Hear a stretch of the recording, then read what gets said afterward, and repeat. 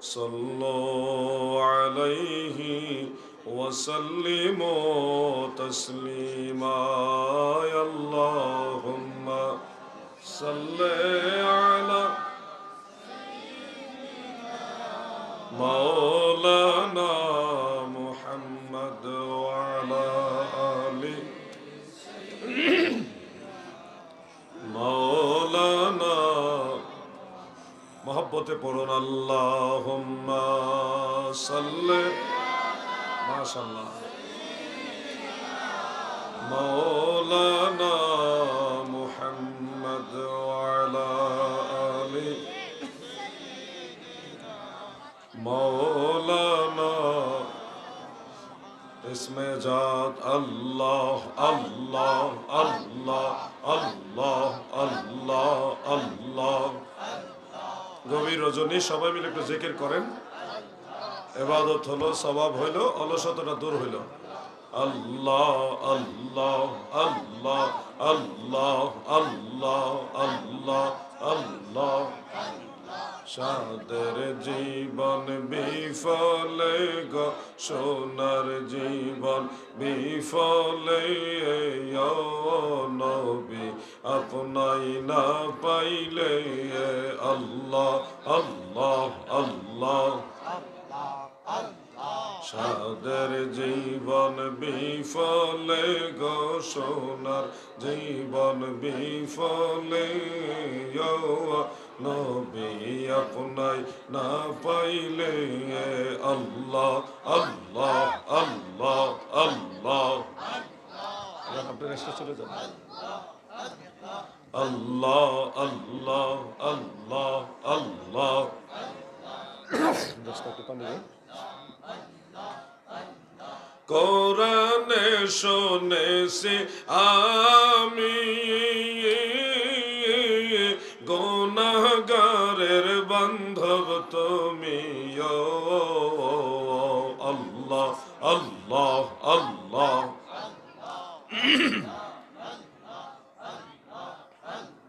পিলায় কাউসারের পানি ময়দানে হাসরে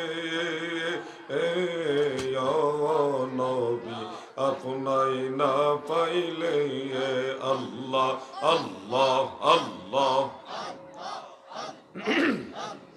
সাদের জীবন বিফলে গো সোনার জীবন বিফলে নবী আপনাই না পাইলে আল্লাহ আল্লাহ আল্লাহ আল্লাহ আল্লাহ আল্লাহ পোস্টারটা দাও লা ইলাহা ইল্লাল্লাহু মুহাম্মাদুর রাসূলুল্লাহ সাল্লাল্লাহু আলাইহি ওয়াসাল্লাম কোনটা তোমার এটা কোনটা কোনটা এটা না কোনটা খোলো 15 মিনিট বই কালেকশন করছে এই সময় না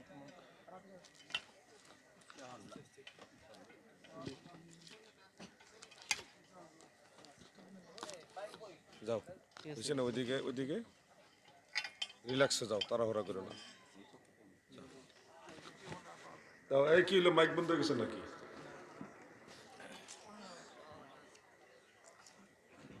ভাদাইত দেউল ইসলামী যুব সংঘ এর উদ্যোগে আয়োজিত 14তম ইসলামী সুন্নি সম্মেলনের সম্মানিত সভাপতি সাহেব হাজী মঈনুদ্দিন আহমদ সরাসত লন্ডন প্রবাসী সাহেব হাজী শামসুল হক সাহেব লন্ডন প্রবাসী প্রধান বক্তা হযরত মাওলানা মুফতি মোহাম্মদ শহীদুল্লাহ বাহাদুর সাহেব যিনি নবযুগের উদীয়মান তরুণ তেজস্বী বক্তা বাতিলের আতঙ্ক লেখক ও গবেষক বহু গ্রন্থের প্রণেতা সুন্নিয়তের উজ্জ্বল নক্ষত্র সুন্নিয়তের জন্য দিনরাত যিনি কলম চালিয়ে যান জবানও চালিয়ে যান তিনি মুফতি শহীদুল্লাহ বাহাদুর সাহেব অন্যান্য অতিথিবৃন্দ দিগার সুশিক্ষিত সমাজ প্রাণপ্রিয় সুন্নি তরিকতপন্থী মুমিন মুসলমান ভাইয়েরা পর্দার আড়াল থেকে যারা শুনছেন সবাইকে আন্তরিক অভিনন্দন মোবারকবাদ শুরুতে মহান আল্লাহ তাআলার শাহী দরবারের শুকরিয়াতান আমরা সবাই বলি আলহামদুলিল্লাহ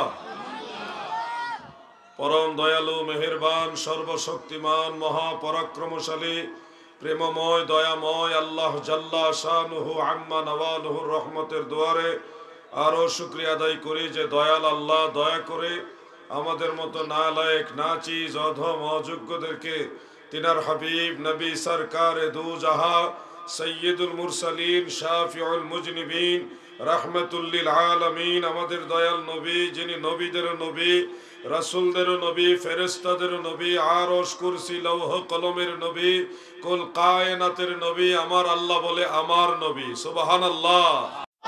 এমন একজন মহান নবীর উম্মত হতে পেরে মহান আল্লাহ তাআলার শাহী দরবারে শুকরিয়া তান আরেকবার বলি আলহামদুলিল্লাহ। প্রিয় হাজিরিন, ইন্তেজামিয়া কমিটির পক্ষ থেকে যদিও আলোচনা সুনির্দিষ্ট কোনো বিষয় আমাকে দেননি, তথাপিও আমি শানে রিসালত এবং শানে ভেলায়াত এই দুইটা বিষয় নিয়ে কিছু কথা বলার নিয়ত রাখলাম ইনশাআল্লাহ। এমনিতে গভীর রাত আমি সাধারণত গভীর রাত্রে আলোচনা করি না, এমনিতেই করি না।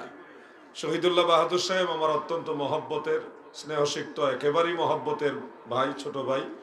আমি এবং বাহাদুর একসাথে খুব ক্লোজলি চলাফেরা করি আকীদার ক্ষেত্রে। সেই হিসাবে উনি আমাকে বলেছেন যে একটু দেরি হবে, মাইক দিতে 12টা হবে। তো তারপর আমি রাজি হয়েছি, চলতে গেলে কথাবার্তা রাখতে হয় তো কিছু। আবার আমি আরেকদিন একটা কথা বলবো, উনি আবার কথা রাখবে, এইভাবেই তো চলতে হয়। না হয় 12টার পরে আমি কোথাও আলোচনা করি না। আপনাদেরও মহব্বত আছে, এই জন্যে মুখতাসার দু একটা কথা বলি শানে রিসালত নিয়ে। শুনুন ভাই আমার, বন্ধুরা আমার, ইসলাম ধর্ম পৃথিবীতে যত ধর্ম আছে সব ধর্মের চেয়ে শ্রেষ্ঠ ধর্ম এবং আল্লাহ তাআলার কাছে একমাত্র মনোনীত ধর্ম। আল্লাহ তাআলার দরবারে ইসলাম ধর্ম ব্যতীত আর কোনো ধর্মের কোনো গুরুত্ব নাই। কোনো ধর্মে আল্লাহর কাছে গ্রহণযোগ্যতা পাবে না। ইসলাম ধর্মের আবির্ভাব হয়েছে হযরত আদম আলাইহিস সালামের মাধ্যমে। পৃথিবীতে সবচেয়ে প্রাচীনতম ধর্ম হলো ইসলাম। যদি ওই নামটা নামকরণ হয়েছে পরে, কিন্তু এর কর্মকাণ্ড শুরু হয়েছে হযরত আদম আলাইহিস সালাম থেকে। মনে রাখবেন কথাগুলো। সনাতন ধর্ম নামে যেটা আমরা চিনি ওটা নামে সনাতন, কিন্তু কাজে প্রাচীনতম প্রথম ধর্ম হলো ইসলাম ধর্ম। সনাতন ধর্মটা ভিন্নভাবে এসেছে, আমি ওইদিকে যাচ্ছি না। সাম্প্রদায়িক সম্প্রীতি বজায় রেখেই আমাদের সবাইকে চলতে হবে। ইসলাম একমাত্র আল্লাহর কাছে মনোনীত ধর্ম। অন্য যারা ধর্ম, যার যার ধর্ম সে পালন করবে। আমরা আল্লাহর কোরআন বা তাওরাত, জবুর, ইনজিল সহ আসমানি কিতাবগুলির উপর বিশ্বাস রাখি। সমস্ত নবীদের উপরে বিশ্বাস, রসুলগণের উপরে বিশ্বাস। সেই ধারাবাহিকতায় আমরা পবিত্র কোরআন অনুযায়ী বিশ্বাস করি ইন্নাদ-দীনা ইনদাল্লাহিল ইসলাম। আল্লাহর কাছে একমাত্র মনোনীত ধর্মের নাম হলো, বলেন নাম কি? ইসলাম। যুবক ভাইরা একটু খেয়াল করেন, ইসলাম পৃথিবীতে মহান আল্লাহ তাআলা দান করলেন, আমরা সেই ইসলাম ধর্মের অনুসারী। কিন্তু আপনারা লক্ষ্য করে দেখবেন সাহাবীদের জামানাতেই মুসলমানদের দুইটা ভাগ হয়েছে। একটা ভাগ হলো খারেজি আর একটা ভাগ হলো রাফেজি। এরা বাতিল, এরা ইসলাম থেকে, ইমানের যে শাখা এর থেকে বের হয়ে গেছে। মুসলমানদের মধ্যে শুধুমাত্র সাহাবাই কেরাম রয়ে গেল। আর সাহাবীদের জামানাতেই দুইটা ভাগ হয়ে গেল, একটার নাম হলো খারেজি আর একটার নাম কি? রাফেজি। রাফেজি মানে শিয়া। এই দুই ভাগের মধ্যে মনে রাখবেন কথাগুলো মনোযোগ দিয়ে। যেই ভাগটা খারেজি হলো, এই ভাগ কেন খারেজি হলো, কোন কারণে তারা আলাদা দল বানাইলেন? তাদের দল আলাদা বানাইছে 12,000 মানুষ দিয়ে, এবং তারা বলেছে আমরা কোরআন মানি কিন্তু আলীর সিদ্ধান্ত মানি না। নাউজুবিল্লাহ। কথাটা যদিও নাউজুবিল্লাহ শুনলে আপনাদের একটু কেমন কেমন লাগবে, যে কোরআন মানে হযরত আলী রাদিয়াল্লাহু আনহুর সিদ্ধান্ত মানে না, বিদায় আমি নাউজুবিল্লাহ বললাম কেন? এই নাউজুবিল্লাহর পিছনে মূল কারণ হলো তারা কোরআনের দোহাই দিত ঠিকই, যে ইনিল হুকমু ইল্লা লিল্লাহ, আল্লাহর বিধান ছাড়া, আল্লাহর হুকুম ছাড়া আর কোনো হুকুম চলবে না। তারা দোহাই দিত আল্লাহর হুকুমের, কিন্তু আল্লাহর হুকুমের ভিতরে তো আতিউল্লাহ ওয়া আতিউর রাসূল ওয়া উলিল আমরি মিনকুম, উলিল আমরি মিনকুমের আনুগত্য করার কথা তো আল্লাহর কোরআনে আছে। তো সেই সুবাদে শেরে খোদা মাওলা আলী রাদিয়াল্লাহু আনহুর ফায়সালা মানা মূলতই তো আল্লাহর কোরআন মানা। আল্লাহর কোরআনের নির্দেশনার বাইরে তো শেরে খোদা মাওলা আলী কখনো কোনো নির্দেশ দেননি, এটা প্রমাণিত দেননি। অতএব হযরত আলী রাদিয়াল্লাহু আনহুকে যারা অমান্য করে কোরআনের দোহাই দিতেছে, তারা যদিও কোরআনের দোহাই দিচ্ছে কিন্তু হাকিকতে তারা কোরআন মানে না। এই দুইটা ভাগ হওয়ার পিছনে মনে রাখবেন, ভাগ হওয়ার পিছনে মূল কারণটা হলো ইমাম অমান্য করা, ইমাম অস্বীকার করা, ইমামকে অগ্রাহ্য করা। কোরআনের দোহাই না দিলে তো তাদের পক্ষে কেউ যাবে না। ওই খারেজি যারা 12,000 মানুষকে তাদের দলে নিয়েছে, তারা তো গেছে কোরআনের দোহাই দিছে এই কারণে। তারা কিন্তু মাওলা আলীর বিরোধিতা শুধুমাত্র বিরোধিতার জন্য আলাদা যায়নি, তারা গেছে, এরা বলছে আমরা আল্লাহর কোরআন মানি, কোরআনের ফয়সালা মানি, আলীর ফয়সালা মানি না। দেখেন, কোরআনের দোহাই দিয়ে ইমামকে অস্বীকার করা, অমান্য করার এই সিস্টেমটা হলো খারেজিদের। এরা কৌশলে কোরআনের দোহাই দেয় কিন্তু ইমামকে অস্বীকার করে। আমরা যারা সুন্নি মুসলমান, এই 1400 বছরে আপনি দেখেন ইমাম আবু হানিফা রহমাতুল্লাহ আলাইহির সাথে আমাদের মিল আছে, ইমাম শাফিঈর সাথে আকীদাগত আমাদের মিল, ইমাম আহমদ বিন হাম্বল, ইমাম মালিক, ইমাম বুখারী, ইমাম মুসলিম, ইমাম আবু দাউদ, ইমাম তিরমিজি, ইমাম ইবনে মাজাহ, ইমাম নাসাই, বড় পীর আব্দুল কাদের জিলানী, খাজা গরিবে নওয়াজ, মুঈনুদ্দিন চিশতি, বাহাউদ্দিন নকশবন্দ, মুজাদ্দিদ আল ফিসানি, শাহজালাল ইয়ামানি, মুজাররদি, সমস্ত সালফ এবং খালফ তিনাদের সবার সাথে আমাদের মিল আছে। আমরা আমাদের ইমামদের অস্বীকার করি নাই, আমরা তাদের পথে চলতেছি। তাদের পথে চলাটাই হলো কোরআন মানা। কোরআনের মধ্যে আল্লাহ এটাই বলেছেন, ওয়াত্তাবি সাবিলা মান আনাবা ইলাইয়া। দুনিয়ার বান্দা বান্দিরা গো,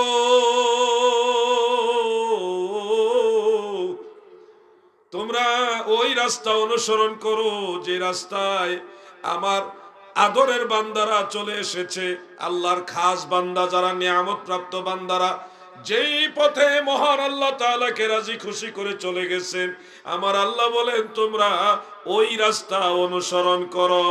আমরা তো ইমাম আবু হানিফার রাস্তা অনুসরণ করছি, সেই 1400 বছর আগে সাহাবীদের পথ, তাবিঈদের পথ। ইমাম আবু হানিফা নিজে একজন তাবিঈ, এর পরবর্তীতে ইমাম মুহাম্মদ ইবনে হাসান, ইমাম আবু ইউসুফ, আস্তে আস্তে সিহাসিদ্দার ইমাম, যুগে যুগে যত ইমাম আছে সব ইমামদের আকীদার সাথে আমাদের আকীদার মিল, আমাদের আলাদা কোনো দল গঠন হয়নি।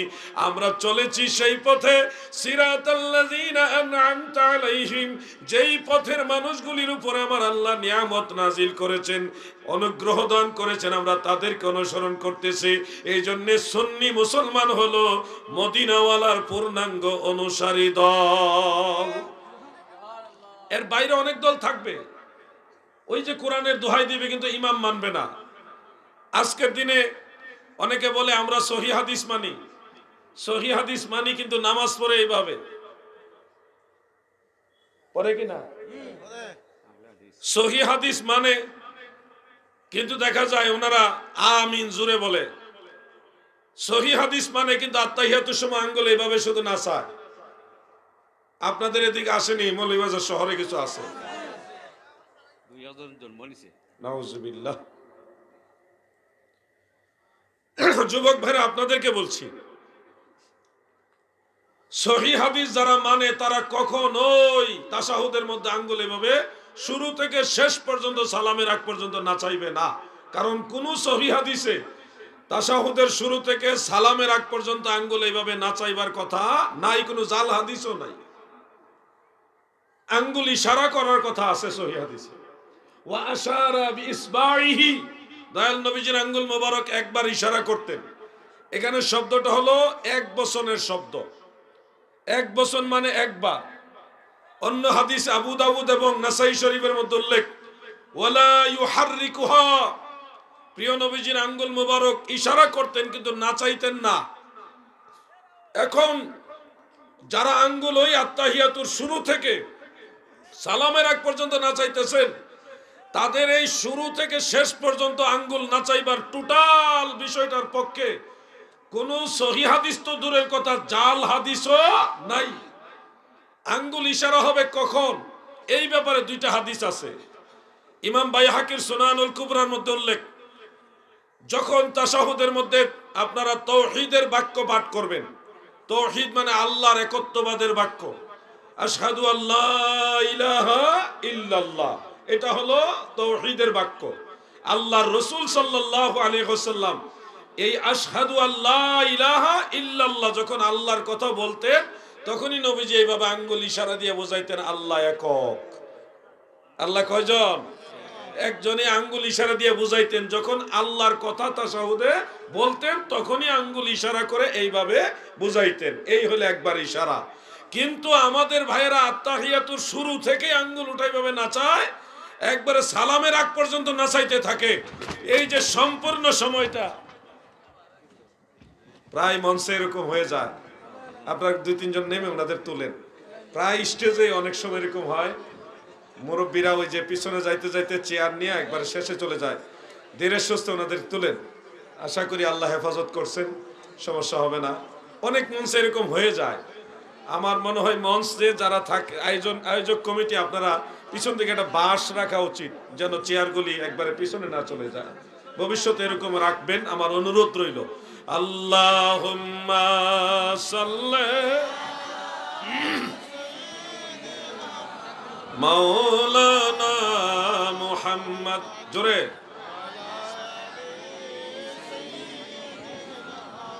মাওলানা। ব্যথা পাইছিনি? আচ্ছা, ওনাদেরকে যত্ন করে আবার স্টেজে বসায় দেন। আশা করি আল্লাহ যেন ওনাদের হেফাজত করেন, বা ব্যথা পাইছে কিনা জানি না, দোয়া করি আল্লাহ সুস্থ রাখুক। এটাই। ব্যথা পাইছিনি? ব্যথা পাইছিনি কেউ? আলহামদুলিল্লাহ বলেন। কেউ ব্যথা পাইছেন? আল্লাহ রহম করছেন। সামান্য একটু তো আঘাত পাবে, সামান্য, যেটা না পেলে না হয়।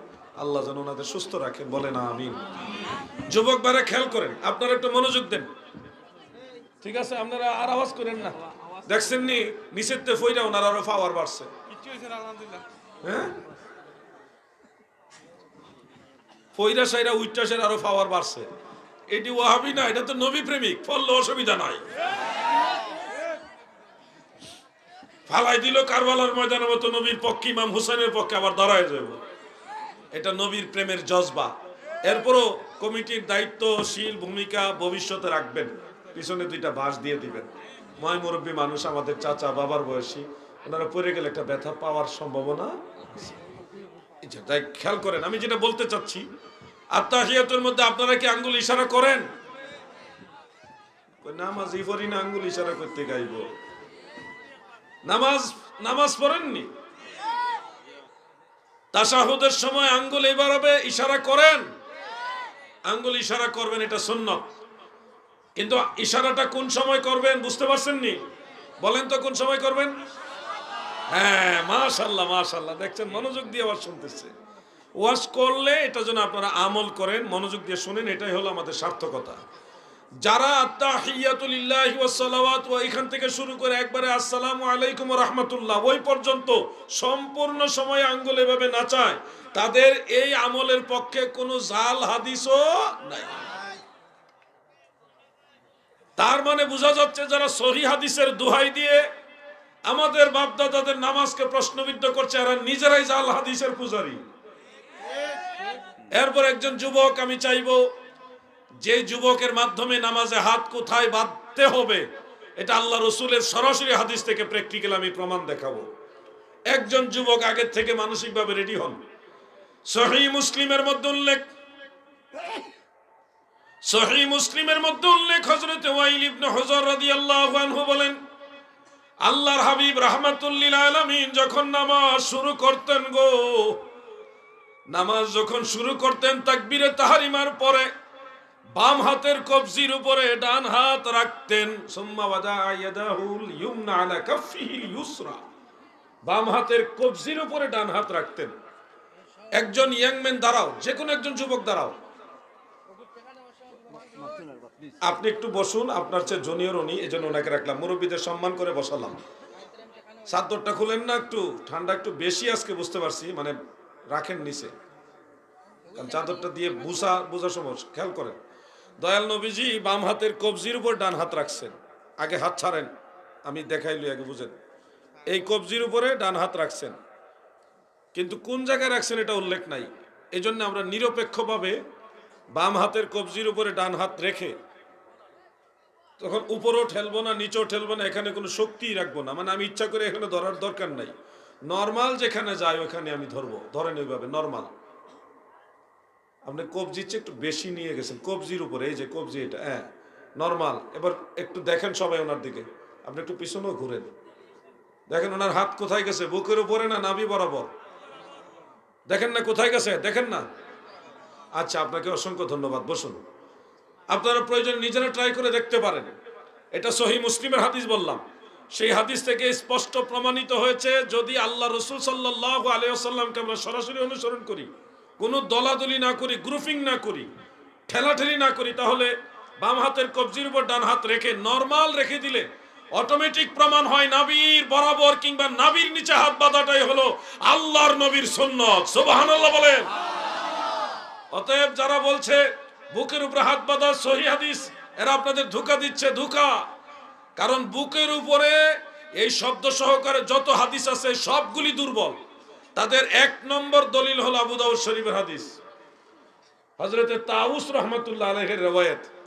সেখানে তিনি বলেছেন আল্লাহর নবী বুকের উপরে হাত বেঁধেছেন। একটু খেয়াল করেন যুবক ভাইরা, যেই লোক বলেছে আল্লাহর রাসূল সাল্লাল্লাহু আলাইহি ওয়াসাল্লাম বুকের উপরে হাত বেঁধেছেন, উনি কোনো সাহাবী না, তাবেঈ। উনি জীবনে কোনোদিন আল্লাহর রাসূলকে দেখেই নাই। তো যেই লোক আল্লাহর হাবিবকে কোনোদিন দেখেনি, সেই লোক বলতেছে নবীজি বুকের উপর হাত বাঁধছে। বুঝেন দলিল কি শক্ত? কথা বুঝছেন না আপনারা? যেই লোক জীবনে কোনোদিন আল্লাহর নবীকে দেখেনি, সেই লোক বলতেছে আল্লাহ রসুল বুকের উপরে হাত বাঁধছে। এরপর আরেকটা সমস্যা, এই সনদে আরেকজন লোক আছে, যে লোকের নাম হলো সুলাইমান ইবনে মুসা। ইমাম আবু যুরআ রাজি, ইমাম আবু হাতেম সহ মুহাদ্দিসিনে কেরাম বলেছে ওহুয়া মুনকারুল হাদিস, এবং যায়িফ, সে দুর্বল এবং ত্রুটিযুক্ত রাবী। তার বর্ণনার সময় ভুল হাদিস বর্ণনা করত।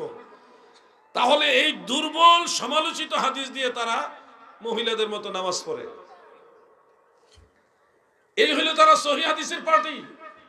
আর আমাদের বাপদাদা নামাজকে বানাইছে জাল হাদিস, জয়ীফ হাদিস। চিন্তা করেছেন? আল্লাহ যেন এই ভাইদের বুঝার মতো তৌফিক দান করে, সবাই বলেন আমিন। ফিতনা চতুর্দিকে গ্রাস করে ফেলেছে। কিছুদিন আগে চাঁদপুরের হাজীগঞ্জে মাহফিলে গিয়েছিলাম। এট এ টাইম চাঁদপুরের হাজীগঞ্জে প্রপারে বড় মসজিদের মধ্যে মাহফিল একটা ছিল অন্য ঘরানার একজন আলেমের, আর আমার মাহফিলটা ছিল ধেরেরার পাশে, মানে মাঝখানে 2-3 কিলোর মতো একটু গ্যাপ আছে। আমি মাইক ধরেছি ধরেন 10টার দিকে, আর ওই ঘরানার আলেম উনি বয়ান করেছে মাগরিবের পরে, এশারের আগে শেষ। তো ওখানে ওয়াজ শুনে এক দল আসছে আবার আমাদের মাহফিলে। এর মধ্যে বয়োজ্যেষ্ঠ আমার বাবার বয়সী কয়েকজন মুরব্বী ওই মাহফিলে এসে আমারে খুঁজে বাইর করছে। বাইর করে মোটামুটি উনি অভিযোগ দিলেন একটা, যে আমি ওইখানে ওয়াজ শুনে আসছি, ওইখানে লোকের আমাদেরকে জানাইছে, আবার কিছু বলছে আমরা শুনে আসছি। উনি বলছে মানুষ মারা গেলে ওই মৃত ব্যক্তির লাশের আশেপাশে আমরা কোরআন তেলাওয়াত করি না, সূরা ইয়াসিন পড়ি, বিভিন্ন সূরা কেরাত দোয়া এগুলি পড়ি। উনি বলছে এগুলি করা যাবে না, এটা সম্পূর্ণ বিদআত, কোরআন হাদিস বিরোধী। কারণ মরা মানুষের কাছে কোরআন পড়ে কোনো লাভ নাই। কোরআন নাজিল হয়েছে জীবিত মানুষের জন্য। উনি শুধুমাত্র এই একটা লজিক, মানে একটা যুক্তি দিয়ে মানুষদেরকে নিষেধ করলেন কোরআন পড়া যাবে না। আমি তখন তাৎক্ষণিক ওই মুরব্বীকে, উনি আবার আলেম, একজন বড় আলেমের আওলাদও, তিনাকে আমি বললাম যে উনি কি কোনো দলিল দিয়েছেন কোরআন বা হাদিসের বা কোনো কিতাবের রেফারেন্স দিয়েছেন? না, উনি রেফারেন্স দেয়নি। উনি বলছে মরা মানুষের কাছে কোরআন পড়ে লাভ নাই, এটাই বলছে, আর কোনো রেফারেন্স নাই। না কোনো রেফারেন্স, কোনো কিতাব বা কোনো হাদিস, কোনো দলিল, এটা বলেন উনি এই যুক্তির উপরে বলছে, এটা করে লাভ নাই। আমি তখন বললাম দেখেন 1450 বছর আগে আল্লাহ রসুল সাল্লাল্লাহু আলাইহি সাল্লাম বলেছেন, عن معقل بن يسار رضي الله تعالى عنه قال قال رسول الله صلى الله عليه وسلم اقرؤوها عند موتكم يعني ياسين। আল্লাহর হাবিব বলেন উম্মতেরা গো, তোমরা তোমাদের মৃতদের কাছে ইয়াসিন সূরা পড়ো। আমার ভাইরা, বিরোধিতার জন্য বিরোধিতা করবেন না, সত্যটা জানার জন্য চেষ্টা করবেন। আমার ভুল থাকলে দলিলের মাধ্যমে সংশোধন করে দিবেন, আর আপনার ভুল থাকলে আল্লাহ রসুলের হাদিসের মাধ্যমে সংশোধন হয়ে যাবেন। আমাদের মধ্যে যেন ব্যক্তিগত দ্বন্দ্ব না থাকে, আমরা সবাই মিলে নবীর তরিকা মোতাবেক চলতে চাই। এই নিরিখে আপনাদের কাছে একটা কথা রাখি, যেহেতু আল্লাহ রসুল বলছে ইকরাউহা ইনদা মাউতিকুম ইয়ানি ইয়াসিন, তোমরা তোমাদের মৃতদের কাছে ইয়াসিন সূরা পড়ো। আল্লাহ রসুল যেহেতু বলছে মৃতদের কাছে ইয়াসিন সূরা পড়ো, তাহলে বলেন কোরআন শরীফ সূরা ইয়াসিন পড়া যাবে নাকি যাবে না? জোরে বলেন, যাবে কি যাবে না? এখন অমুক শায়েখ বলছে মরা মানুষের কাছে কোরআন পড়ে লাভ নাই, তার এই কথা বড় না আল্লাহ রসুলের আদেশ বড়? এরপরে শুনেন, কবরস্থানে গিয়ে সূরা ফাতিহা পড়ে সূরা ইখলাস পড়ে ইসালে সওয়াব করার দলিল আছে। প্রিয় নবীজি এরকম করেছেন এবং এরকম করার জন্য বলেছেন, একাধিক সাহাবী থেকে হাদিস আছে। এখন যদি আপনি মনে করেন, খুব মনোযোগ দিয়ে শুনবেন, যে মরা মানুষের জন্য কোরআন পড়ে কোনো লাভ নাই, তাহলে আপনি যে সূরা ফাতিহা পড়তেছেন, সূরা ফাতিহা তো কোরআনের অংশ, সূরা ফাতিহা পড়তেছেন, সূরা ইখলাস পড়তেছেন, পড়ে বলতেছেন আল্লাহ আমি যা পড়লাম এটা অমুকের রূহে পৌঁছায় দেন, তো এটা কি তাইলে কি পড়া ঠিক না বেঠিক? যুক্তি যদি মানা হয় যে মরা মানুষের কাছে কোরআন পড়ে লাভ নাই, তাহলে তো সূরা ফাতিহা যে পড়তেছেন আপনার মায়ের জন্য, বাবার জন্য, মুরব্বীদের জন্য, সূরা ইখলাস পড়তেছেন, দুরূদ শরীফ পড়তেছেন, এগুলি পড়ে তো তাহলে কোনো লাভ হচ্ছে না।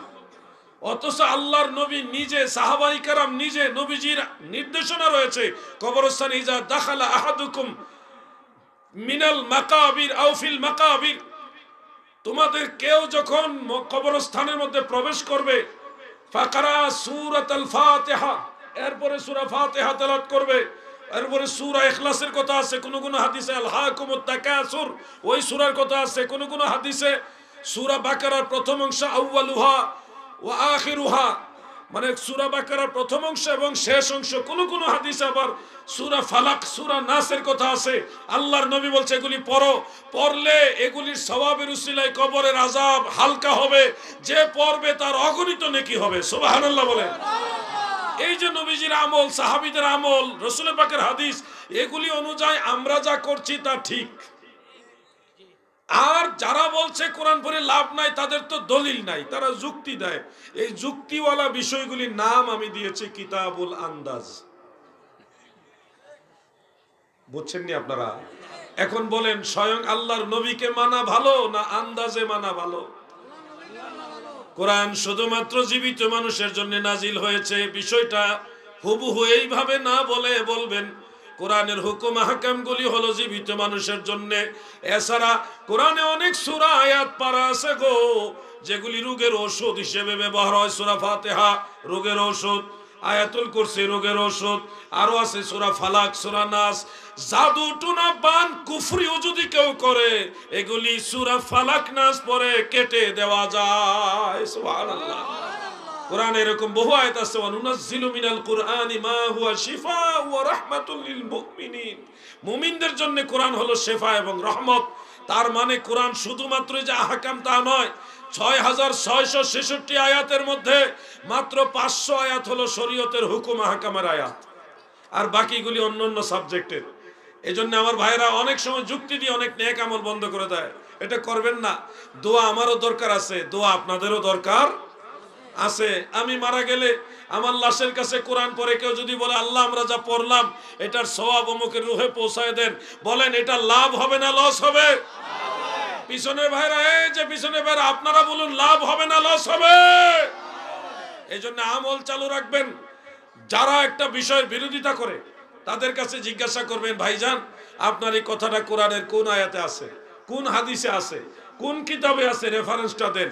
ওই রেফারেন্সটা আবার সুন্নি আলেমদের দেখাবেন, যাচাই বাছাই করে সিদ্ধান্ত নেবেন। কিন্তু যদি একটা ফতোয়া দিয়ে দিল কোনো রেফারেন্স নাই, এটার উপরে চলতে গেলে দেখবেন আপনার আমল নষ্ট হয়ে যাবে। আমাদের দেশে এই ফিতনা এখন গ্রাস করে ফেলছে। শুনুন, আপনারা ভাগ্যবান, এই পুণ্যভূমি রম্যনগরী সিলেটে বাবা শাহজালাল ইয়ামানি মুজাররাদি রহমাতুল্লাহ আলাইহির বরকতে 360 আউলিয়া সহ অনেক আউলিয়া কেরামের সোহবত আপনারা পাইছেন। এখানে আল্লামা সাহেব কেবলা ফুলতলি রহমাতুল্লাহ আলাইহি সহ অনেক বড় বড় আউলিয়াদের পদচারণা হয়েছে। এখানে সিরাজনগরী সাহেবের পদচারণা হয়েছে। এখানে আরো বহু আউলিয়া কেরাম আলেমুল আমাদের কদমের ধুলা লেগেছে। এই জন্য সিলেটের মানুষ এমনিতেই দামি মানুষ, অন্য জায়গার তুলনায় সিলেট এবং চট্টগ্রাম এই দুই জায়গায় আল্লাহর ওলিদের চরণ ধুলি পড়ছে বেশি। আপনাদের মর্যাদা এমনি তো বেশি। অন্য অন্য ডিস্ট্রিক্টে আমি যখন এখানে লেখাপড়া করতাম, মৌলভীবাজারে লেখাপড়া করতাম এবং উত্তরবঙ্গে দক্ষিণবঙ্গে মাহফিলে যাইতাম, যখন শুনতো যে আমি সিলেট থেকে আসছি তারা আমাকে আলাদাভাবে দেখতো, সম্মান করতো, যে শাহজালাল বাবার দেশের মানুষ। এই যে কিন্তু এই সম্মানটা কিন্তু আল্লাহর ওলিদের উসিলায়। তো আপনারা জানেন না, আপনারা যে মর্যাদাবান সম্মানের অধিকারী আল্লাহর ওলিদের উসিলায়, এটা আপনারা কিন্তু টের পান না। বাইরের ডিস্ট্রিক্ট মানুষ সিলেটের মানুষকে সম্মান করে, আল্লাহর ওলির দেশের মানুষ, এতে কি আপনারা বেজার? শাহজালালের বাংলাদেশ, এই শাহপরানের বাংলাদেশ, ওলি আল্লাহর বাংলাদেশ, এই শহীদ গাজীর বাংলাদেশ, রহম করুন আল্লাহ, রহম করুন আল্লাহ। একটা কথা বলি, কষ্ট নিয়েন না, দয়া করে কেউ কষ্ট নেবেন না, কেউ কারো উপরে নেবেন না। ফুলতলি সাহেব বাড়িতে যাবেন, গিয়ে দেখবেন মাগরিবের পর থেকে বড় সাহেব কেবলা উনি জিকির করার, লাখ লাখ মানুষ আদবের সাথে বসে বড় সাহেবের সাথে জিকির করতেছে। কোনো চিল্লা ফাল্লা নাই, বেশি একটা হাঁটাহাঁটি নাই, ইমার্জেন্সি জরুরত না হলে কেউ উঠেই না, বসে বসে জিকির করতেছে। সোনাকান্দা দরবারে যাবেন, গিয়ে দেখবেন মাগরিব থেকে এশা মানে একটু রাত দেরি করে ওখানে পড়ে, পুরো সময়টা লক্ষ লক্ষ মানুষ মাটিতে বসে পীর সাহেব হুজুরের সাথে জিকির করতেছে। এত সুন্দর জিকিরের দৃশ্য দেখলে আপনার বিমোহিত হয়ে যাবেন। এই জিকির দেখে যারা নাস্তিক তারাও দুর্বল হয়, এই ইসলাম কত সুন্দর ধর্ম দেখো, লক্ষ লক্ষ মানুষ বসে আল্লাহর জিকির করতেছে, তাদের মনের ভিতরে একটা স্পৃহা জন্মায়। কিন্তু অপোজিটে আপনি দেখেন কিছু কিছু জায়গা আছে যেখানে জিকিরের নামে লাফালাফি হয়। একজনে গজল বলতেছে, গজলের ভাষাগুলি অনেক সময় ভালো হয়, অনেক সময় দেখা যায় এমন কিছু শব্দচয়ন হয় যেগুলি মানুষ পছন্দ করে না, যুব সমাজ পছন্দ করে না, এগুলি ট্রল করে। যেমন একটা গান ভাইরাল হয়েছিল, কথাটা ঠিক কিন্তু এইভাবে বলাটা জিকিরের ধরনের কারণে জিনিসটা নেগেটিভ হয়ে গেছিল। এই ধরনের যে গজল আর জিকিরের যে অঙ্গভঙ্গি, লাফালাফি, এগুলি মানে একজন গজল গাইতেছে হাসতেছে, আরেকজনও গজল জিকির করতেছে লাফাইতেছে হাসতেছে, মানে জিকির যে সে আল্লাহর জন্য করতেছে, সে অরিজিনালি যে আল্লাহর সন্তুষ্টির জন্য করছে ওই ভাবটাই তার মধ্যে নাই, মনে হইতেছে সে আনন্দ করতেছে। তো জিকির তো এরকম হবে না। আবার জিকিরের নাম অনেক আওয়াজ হয়, যেগুলি আল্লাহও আওয়াজ হয় না, রসুলও না, কোনো কিছুই বোঝা যায় না, কি যে বলে সে নিজেও জানে না। এগুলি করবেন না প্লিজ। আপনাদের এই কয়েকজন বা কিছু সংখ্যক মানুষের কারণে যারা উচ্চ শিক্ষিত বা হায়ার এডুকেটেড পারসন, তাদের কাছে মেসেজ যায় সুন্নিরা মনে হয় এরকমই।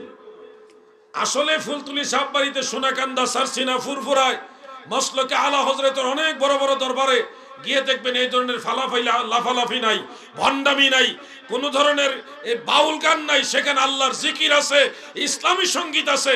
আমরাও চাই মানুষ আল্লাহর জিকির করুক, আল্লাহ রসুলের শান বলক, ওলি আল্লাহর শানও বলক, কিন্তু সেটা একটা সুষ্ঠু পরিবেশে হওয়া দরকার। কি বলেন আপনারা? ভণ্ডামির সাথে আহলে সুন্নাত ওয়াল জামাতের কোনো সম্পর্ক নাই। দয়া করে কেউ নিজের উপরে নেবেন না, পরিবেশ ধীরে ধীরে কন্ট্রোল করতে হবে। আপনি হেক্কুর হুক্কুর করবেন আর মানুষের বুঝাবেন জিকির করি, মানুষ এত বুকা না ভাই, মানুষ ভাত খাইয়া বড় হইছে, তারা বুঝে আপনি কি বলতেছেন। জিকির জিকিরের মতো করতে হবে, আল্লাহকে আল্লাহ বলেই ডাকেন। কালবি জিকির করতে হলে এটা নিয়ম আছে, ওই নিয়ম মোতাবেক করতে হবে, নিয়মের বাইরে চলা যাবে না। আল্লাহ সবাইকে বোঝার তৌফিক দেন, বলেন আমিন। আপনারা কি বেজার হইলেন? একটু জিকির করেন, আমরা প্র্যাকটিক্যাল একটু দেখি আপনারা কিভাবে জিকির করবেন। ইসমে জাতের জিকির, আল্লাহ আল্লাহ আল্লাহ আল্লাহ আল্লাহ জিকির করেন।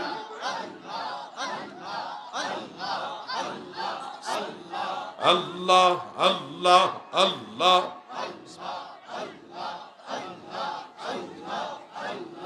আল্লাহ আল্লাহ ডাকেন না, একটু ডাকেন, ভালো লাগবে। আল্লাহকে ডাকেন, আল্লাহ বলে ডাকেন। আল্লাহ আল্লাহ আল্লাহ আল্লাহ আল্লাহ আল্লাহ নামের তোরে, আল্লাহ আল্লাহ নামের তোরে সারলাম ভব সাগরে, মাওলার নামে আল্লাহ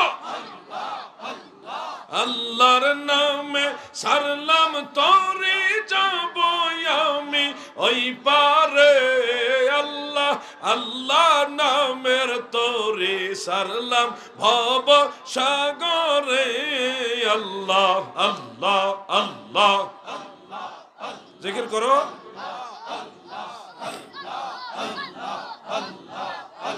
দেখছেন কত ভালো লাগে জিকির, মাশাআল্লাহ। লা ইলাহা ইল্লাল্লাহু মুহাম্মাদুর রাসূলুল্লাহ সাল্লাল্লাহু আলাইহি ওয়াসাল্লাম। এইভাবে সুস্থ পরিবেশে জিকির করবেন। আপনার জিকিরে আল্লাহও খুশি, বান্দাও খুশি। আপনার জিকিরের দ্বারা কেউ বিভ্রান্ত হবে না, সুন্নিয়তের প্রতি খারাপ ধারণা কারো তৈরি হবে না।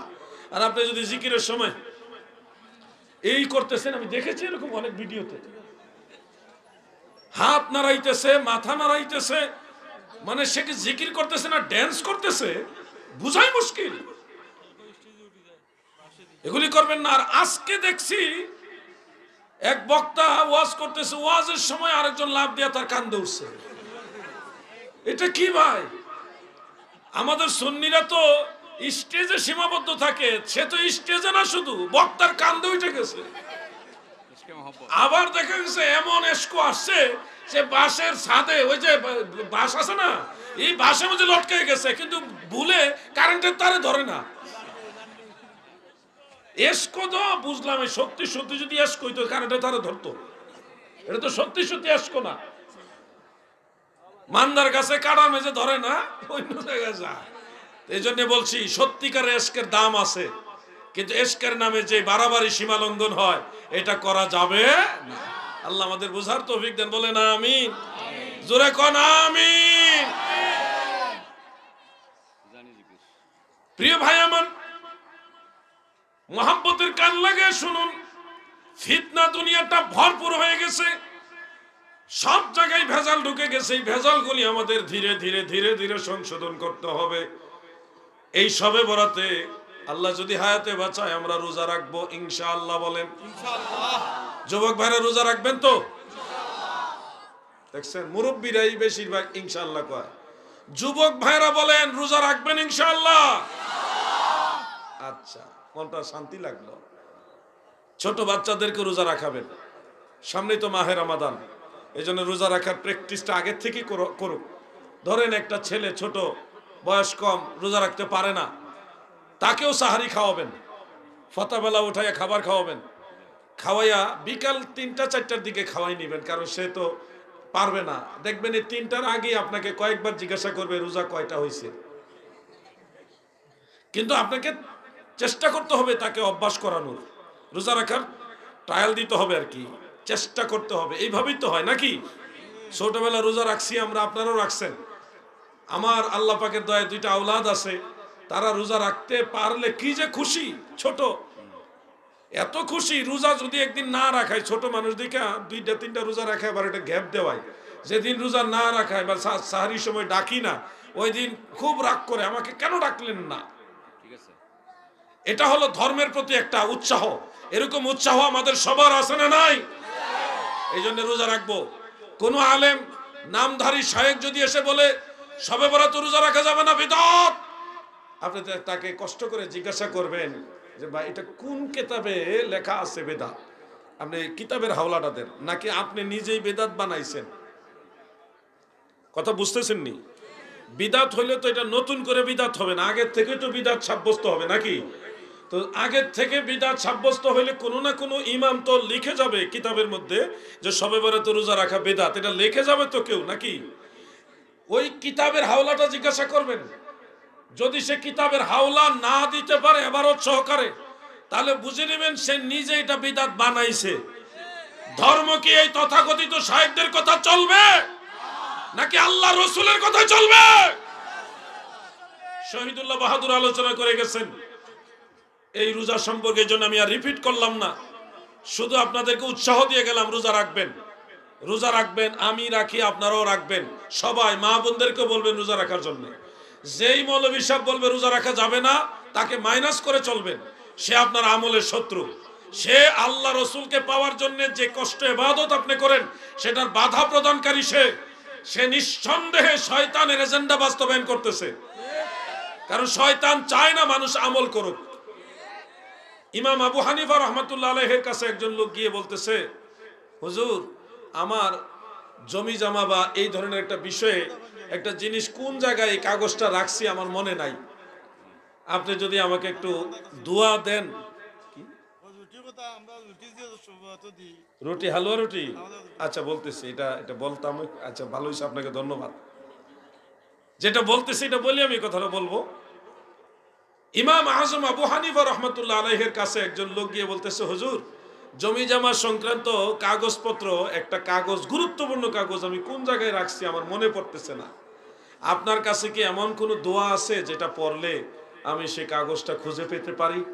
ইমাম আজম আবু হানিফা রহমাতুল্লাহ আলাইহি তখন চিন্তা করে বললেন, বাবা, কোনো দোয়া লাগবে না, তুমি একটা কাজ করো, তুমি মসজিদে যাও, গিয়ে 2 রাকাত 2 রাকাত 2 রাকাত এভাবে নফল নামাজ পড়তে থাকো, যতক্ষণ না আমি তোমাকে ডাক না দিব ততক্ষণ তুমি নফল নামাজ পড়তে থাকো, যাও। এখন উনি গিয়ে নামাজে দাঁড়াইছে, নামাজ শুরু করছে, হুজুরে বলছে নামাজ পড়তে, উনি 2 রাকাত 2 রাকাত করে নামাজ পড়তেছে। বলছে, আমি যতক্ষণ ডাক না দেই 2 রাকাত 2 রাকাত পড়তেই থাকবা, নাইলে কিন্তু তোমার কাগজ পাইবা না। উনি তো কাগজ পাইতে হবে, এই জন্য আল্লাহ সন্তুষ্টির জন্য 2 রাকাত 2 রাকাত করে নামাজ পড়া শুরু করছে। আর এদিকে শয়তানের যন্ত্রণা শুরু হয়েছে। শয়তান, আরে এই লোক এত নামাজ পড়ে ফেলতেছে, আরে এই লোকে দিয়ে অনেক নামাজ পড়ে ফেলতেছে। শয়তান কখনো চায় না মানুষ নামাজ পড়ুক। শয়তানের যন্ত্রণা উঠে গেছে, এই লোকের 2 রাকাত 2 রাকাত করে নামাজ পড়তে আছে, গ্যাপ নাই, চলতেছে নামাজ। শয়তান তখন বাধ্য হয়ে চিন্তা করলো তার কেমনে থামানো যায়, কি করলে সে নামাজ পড়া বন্ধ করবে। তখন সে শয়তান কি করছে, ওই লোকের কাগজ কোন জায়গায় লুকানো আছে বা কোন জায়গায় হারাইছে, ওই জায়গার কথাটা নামাজের ভিতরে তারে মনে করাই দিছে। শয়তান যখন এই কথা মনে করে দিছে, তখন নামাজের সালাম ফিরাইয়া ইমাম আজমের কাছে গিয়ে, হুজুর, আমার মনে হয়েছে কাগজটা কোন জায়গায়। আমি জানতাম তোমার নামাজ পড়তে গেলে তোমার এটা মনে হইব, এই জন্যই বলছি তুমি নামাজ পড়ো। হুজুর, আপনি কেমনে জানলেন নামাজ পড়তে গেলে আমার এটা মনে হবে? আরে বোকা, তোমার কাগজ কোথায় রাখছো তুমি তো ভুলে গেছো, আমি জানবো কোত্থেকে? আমিও তো জানি না। তো এই মুহূর্তে আমি আল্লাহর সাহায্য চাইতেছি, আল্লাহ নিশ্চয়ই তোমার সাহায্য করবে। আল্লাহর সাহায্য তো আসবেই, কিন্তু এর মাঝে শয়তান তোমার নামাজ বন্ধ করার জন্য এটা মনে করে দিছে তুমি যেন নামাজ না পড়ো। তাই তো হুজুর, আসলেই তো শয়তান, সে আমার নামাজ চায়না বিদায় মনে করে দিছে। এতদিন কত নামাজ পড়ছি, ফরজ নামাজ সুন্নত নামাজ পড়ছি, মনে হয় না, আজকে মনে হয়ে গেছে। তার মানে শয়তান কিভাবে তার নামাজ বন্ধ করবে এটা হলো তার টার্গেট। অতএব এখনো যারা নামাজ বন্ধ করাইতে চায়, রোজা বন্ধ করে দিতে চায়, এরা মূলত শয়তানের এজেন্ডা বাস্তবায়ন করতেছে। হালুয়া রুটি আমরা খাওয়াই, আর ওয়াহাবিরা জ্বলে। হালুয়া রুটি কোত্থেকে আসলো, এটার দলিল কি, কোন দলিলের ভিত্তিতে জায়েজ? খুব মনোযোগ দিয়ে শুনবেন, ইনসাফের সাথে, আমানতদারিতার সাথে বলছি। হালুয়া রুটি জায়েজ হলেও সুন্নত না। এটা জায়েজ, কিন্তু সুন্নত বলা যাবে না। কারণ প্রিয় নবীজির জামানায়, সাহাবীদের জামানায় শবে বরাত উপলক্ষে হালুয়া রুটি দেওয়ার, আদান প্রদান করার কোনো সিস্টেম ছিল না। খুব মনোযোগ দিয়ে শুনবেন। পরবর্তীতে মুসলমানেরা পাড়া প্রতিবেশীর প্রতি উৎসাহিত হয়ে এই শবে বরাতে রোজা রাখে। এই রোজার ইফতারি করার জন্য এক প্রতিবেশী আরেক প্রতিবেশীকে হালুয়া রুটি দেওয়া শুরু করলেন। এটা মুসলমানরা শুরু করলেন। কোন দলিলের ভিত্তিতে? ওই যে সহিহ মুসলিমের হাদিস, বুখারী শরীফে আছে, আইয়ুল ইসলামি খায়রুন ক্বালা তুতঈমুত তুআম। ইসলামিক সর্বোত্তম কাজ কোনটি? আল্লাহর নবী বলছে মানুষকে খাবার দেওয়া সর্বোত্তম কাজ। এই হাদিসের উপরে চিন্তা করে মুসলমানরা একে অপরকে এই হালুয়া রুটি দেওয়া সিস্টেম বা খাবার আদান প্রদান শুরু করলেন। তাদের চিন্তা ধারণা কিন্তু খারাপ না, যে আমি আমার প্রতিবেশীকে একটু খাবার দেই, উনি ইফতার করুক। রোজা রাখছে, উনি ইফতার করবে। ইফতার খাওয়াইলে লাভ না লস? এরপরে উনিও চিন্তা করছে আমারে দিচ্ছে, আমিও ওনাদের কিছু খাবার দিই। এইভাবে জিনিসটা চলে আসছে। মনে রাখবেন, এটা মূলত হলো সুন্নতে হাসানা হিসেবে জায়েজ। অনেক জিনিস প্রচলন রসুলের পাকের জামানায় হুবহু ছিল না, পরবর্তীতে প্রচলিত হয়েছে মুসলমান কর্তৃক। এই ধরনের প্রচলনগুলোকে উত্তম প্রচলন বিধায় এগুলোকে বলা হয় সুন্নতে হাসানা, মানে এগুলি সওয়াবের কাজ, জায়েজ। কিন্তু সরাসরি সুন্নতে রসুল অথবা সুন্নতে সাহাবা বলা যাবে না, এগুলি সুন্নতে হাসানা, উত্তম কাজ হিসেবে এগুলি জায়েজ। আপনারা এলাকায় মসজিদ ইমাম সাহেবকে খাবার দেন কিনা? মনে হয় সবাই দেন না। ইমাম সাহেব মসজিদ সাহেবকে যে খাবার দেওয়া হয়, এই সিস্টেমটা, এই রেওয়াজটা কিন্তু প্রিয় নবীজি এবং সাহাবাই কেরামের জামানাতে ছিল না। পরবর্তীতে ইমাম সাহেব তো তার ফ্যামিলি আছে, ছেলে মেয়ে আছে, সে তো 5 ওয়াক্ত নামাজের ইমামতি করতে গিয়ে ঠিক মতো ব্যবসা বাণিজ্য করতে পারে না, চাকরি তো করতে পারে না অন্য জায়গায়। এই জন্য তার ফ্যামিলির দিকে খেয়াল করে তাকে আমরা অবশ্যই সহযোগিতা করতে হয়, বেতন দিতে হয়, খাবার দিতে হয়, এটা আমাদের একটা ইনসাফ। এই যে প্রচলনটা শুরু হলো ইমাম সাহেবকে খাবার দেওয়ার প্রচলন, যদিও রসুলের পাকের জামানায় সাহাবীদের জামানায় ছিল না, পরবর্তীতে আবিষ্কৃত হয়েছে, তথাপিও এটা উত্তম কাজের অন্তর্ভুক্ত। কারণ আল্লাহ রসুল বলছে মানুষকে খাবার দেওয়া সর্বোত্তম কাজ। আর এই ভালো কাজের রীতি রেওয়াজ আল্লাহ রসুল বলেছে মান সান্না ফিল ইসলামে সুন্নাতান হাসানা কানা লাহু আজরুন। সহিহ মুসলিমের হাদিস, ইসলাম ধর্মে কেউ যদি ভালো কোনো প্রচলন করে, ভালো কাজের প্রচলন করে, আল্লাহ রসুল বলেছেন এটার জন্য তার সওয়াব আছে। সুবহানাল্লাহ বলে। যেহেতু মানুষকে খাবার দেওয়া ভালো কাজ, ওই ভালো কাজের ভিত্তিতে ইমাম সাহেবকে খাবার দিচ্ছেন, এটা একটা রেওয়াজ হয়েছে।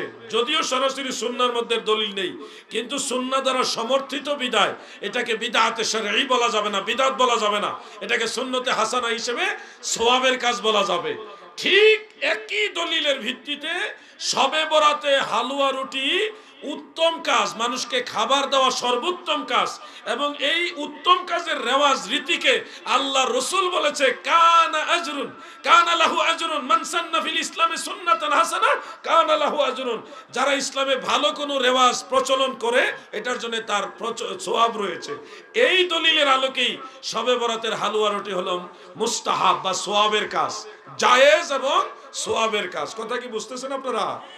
এখন মনে করেন একজন ভাই বলবে যে এটা নবীর জামানায় ছিল না, সাহাবীদের জামানায় ছিল না, অতএব এটা বেদাত, এটা দলিল নাই, বিদআত করা যাবে না, একটু প্রচলন নেওয়া যাবে না। সে যদি চরমুনার মুরিদ হয়, তাকে জিজ্ঞাসা করবেন, ভাই আল্লাহ রসুল সাল্লাল্লাহু আলাইহি সাল্লাম এবং সাহাবীদের জামানাতে 21 সবক আসিল নি? জিজ্ঞাসা করবেন কি সবক? 21 সবক। এটা মনে রাখবেন কথাটা। চরমুনাই দরবারে 21 সবক নামক একটা বই আছে, এবং 21টা সবক দেওয়া হয়, অন্যান্য তরিকত আছে। তাকে বলবেন যেটা রসুলের পাকের জামানায় ছিল না, সাহাবীদের জামানায় ছিল না, এটা হুবহু ওইভাবে না থাকার কারণে পরবর্তীতে আবিষ্কৃত হলে যদি বিদআত হয়, তা আপনাদের তো চরমুনার পুরো 21টা সবকই বিদআত। তাকে এমনি বুঝাইবেন, ঝগড়া করবেন না, বুঝাবেন। এরপরে যদি সে তাবলিগ জামাতের লোক হয়, ইলিয়াস মেওয়াতি সাহেবের তাবলিগ জামাতের লোক হয়, তাকে বুঝাবেন এইভাবে, ভাই রসুলের পাকের জামানায় সাহাবীদের জামানায় হুবহু এইভাবে হালুয়া রুটি ছিল না, এই বলে যদি এটা বিদআত হয়ে যায়, আপনারা যে 40 দিনের সিল্লা দেন, কত দিনের সিল্লা? ঘুমাই রয়েছেন নাকি আপনারা? 40 দিনের সিল্লা দেন, গাস্ত করেন, আরো কিছু কাজ করেন, এগুলি তো নবীজিও করেননি, এইভাবে সাহাবারাও করেননি।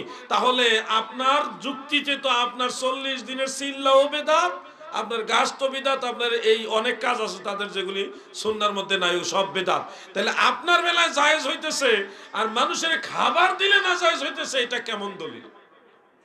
কথা কি বুঝতেছেন নি আপনারা?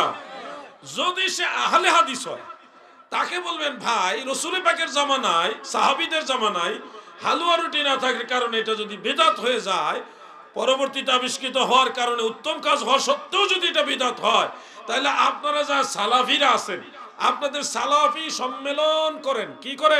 সালাফি সম্মেলন। এই সালাফি সম্মেলন, এই নামে, এই সিস্টেমে রসুল পাক এবং সাহাবায়ে কেরাম সম্মেলন করছে, এটার দলিল আসেনি, কোথাও নাই। কিন্তু ওনারা তো করে, সালাফি সম্মেলন করে। তো এই যে সালাফি সম্মেলন, এই সিস্টেমে আল্লাহর নবীও করে নাই, সাহাবারাও করে নাই, তাহলে তো ওই একই যুক্তিতে আপনার পুরো সম্মেলন তো বেদাত। নিজের বেলায় জায়েজ হলে আর মানুষের খাওয়াইলে বেদাত হয়ে যায়, এটা কেমন কথা ভাই? পারবেন না বুঝাইতে? কি ঘুমাই রয়েছেন না আপনারা? এইভাবে বোঝানোর চেষ্টা করবেন। 1:30টা বেজে গেছে, আমি ঢাকায় যাব, যার কারণে অলরেডি আমি চাইছিলাম 1টার মধ্যে শেষ করতে, 1:30টা বাচ্চা কোন সময় খেয়ালও করতে পারিনি। তো আজকে আপনাদের কাছে ক্ষমা চাই এই কারণে যে এইভাবে না, সিস্টেমটা একটু চেঞ্জ করবেন। আমার অনুরোধ আর কি, অনুরোধ আগামী বছর বক্তা একটু কমাইবেন, এত বক্তা দাওয়াত দিবেন না। বক্তা মাগরিব থেকে এশা একজন, এশা থেকে মাহফিল শেষ পর্যন্ত 2জন, এই 3জনের বেশি কোনো বক্তা দাওয়াত দিবেন না। আর বাকি সবাই এলাকার আলেম থাকবে, তাহলে মাহফিলে আমরাও টাইম মতো আলোচনা পাবো। আমি যদি 10টায় বা 10:30টায় মাইকটি দিতাম, তাহলে মন ভইরা 2-2.5 ঘন্টা আলোচনা করতে পারতাম। আমারও টেনশন ছিল না, আপনাদেরও তো টেনশন ছিল না। এখন আমার দিছেই হলো 12:30টার পরে, আর আমার যাইতে হবে না বাসা। আপনারা না যাবেন কি এখানে বাসা আপনার, আমার বাসা যাইতে হইব না। তো এই যে আমারও টেনশন, আপনাদের তো টেনশন না, আপনাদের বাড়ির কাছে। এই জন্য আমার অনুরোধ, সিস্টেমটা একটু চেঞ্জ করবেন, এটা আশা করি আপনারা মূল্যায়ন করবেন ইনশাআল্লাহ। আজকে আমি আর আলোচনার সামনে নিতে পারছি না, যেহেতু গতকালও কুয়াশার কারণে গাড়ি অ্যাক্সিডেন্ট করে মরতে মরতে বেঁচে গেলাম, আল্লাহ বাঁচায় দিলেন আর কি। তো যাই হোক, এইভাবে প্রতিদিনই নিজের জীবন রিস্ক নিয়ে চলাফেরা করি। কিতা দেন দেন, এক কথা সেরা দিলে ইসমে জাত আল্লাহ আল্লাহ আল্লাহ আল্লাহ আল্লাহ আল্লাহ, ওই কাগজ দিয়ে দাও। আল্লাহ আল্লাহ আল্লাহ, লা ইলাহা ইল্লাল্লাহু মুহাম্মাদুর রাসূলুল্লাহ সাল্লাল্লাহু আলাইহি ওয়াসাল্লাম। কি 15 সাবানে এক সাবান থেকে 15 সাবান পর্যন্ত এটা প্রচলিত আছে যে রুহানীদেরকে ছুটি দেওয়া হয়। ওয়ার্ডটা জানতাম। এক পহেলা সাবান থেকে 15 সাবান পর্যন্ত রুহুদেরকে ছুটি দেওয়া হয়, এই সম্পর্কে হাদিস আছে কিনা? আমার জানা মতে এই ধরনের কোনো হাদিস নাই, এবং কোনো রুহানিকে ছুটি দেওয়া হয় না। মুমিনদের মধ্যে যারা ভালো মুমিন, মুমিনে কামিল, তারা ইন্তেকালের পরে এই লিগিন ওই 7ম আসমানের উপর থেকে তারা বিচরণ করতে পারে। ছুটি না, ছুটি না। ইন্না আরওয়াহাল মুমিনিনা মুরসালাতুন তাযহাবু হাইসু শাআত, এটা আবু শাইখ ইসফাহানি তার আল উজমাতের মধ্যে বর্ণনা করেছেন। ওনার রুহানিভাবে সায়ের করে, ছুটি না, এবং সবার বেলায় না, শুধুমাত্র আল্লাহর ওলি যারা, তারা হলো সায়ের করতে পারে রুহানিভাবে। এটা শুধু মাহে শাবান না, সব সময় পারে। আর ওই ধরনের কোনো হাদিস আমি এই আজকে প্রথম শুনলাম, কিতাবে তো পাই নাই, প্রথম শুনলাম। এগুলি এরাই আসতে হবে, আস্তে আস্তে বের হয়ে আসতে হবে। শাবানের প্রথম থেকে 15 তারিখ পর্যন্ত আপনারা দান সাদাকা করেন, যে কোনো ভালো কাজের চেষ্টা করবেন। একটা সিন্নি করেন, মানুষকে খাওয়ান মৃতদের উদ্দেশ্যে, ইসালে সহবের উদ্দেশ্যে একটা তবরক করে খাওয়ান না, একটা মিলাদ মাহফিল করেন, এটা করেন, কাজে আসবে। মাশাআল্লাহ মাশাআল্লাহ। বর্তমান যুব সমাজ কেন হারাম সম্পর্কে জড়াচ্ছে?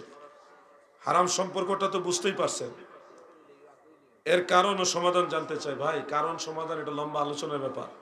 এটার জন্য একটা অংশে কিছু বক্তা দায়ী, কিছু বক্তা মঞ্চে শীতকালের ওয়াজ করে এমনভাবে যে শীতকালে বিয়ে শাদী করার টাইম, বিয়ে শাদী করতেই হবে, আন্দোলন করবে, এই ধরনের কথা বলে। তো আরও আমি বললাম না, এগুলি বলতেও খারাপ লাগে।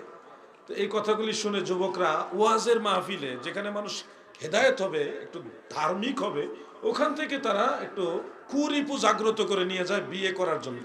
তো এগুলি তো মনে করেন তথাকথিত বক্তারাও কিছু দায়ী আছে, এর মধ্যে সোশ্যাল মিডিয়া দায়ী আছে, আপনারাও যারা গার্জিয়ান আছেন আপনাদেরও অবহেলা আছে, স্কুল কলেজ মাদ্রাসার টিচারদেরও কিছু অবহেলা আছে। সামগ্রিক ব্যাপারে কেউ একক দায়ী না।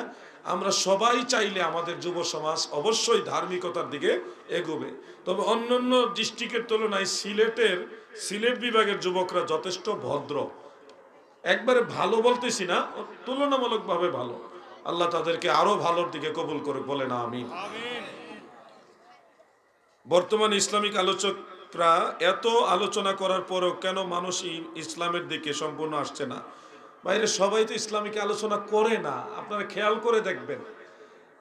যেই বক্তাটা আন্তর্জাতিক স্কলার, কথায় কথায় ইংলিশও বলে, তার আলোচনা শুনেন, দেখেন রসুলের পাকের সম্মান সম্পর্কে কয়টা কথা বলে, তার জবান দিয়ে আল্লাহর হাবিবকে অ্যাটাক করে কথা বলে।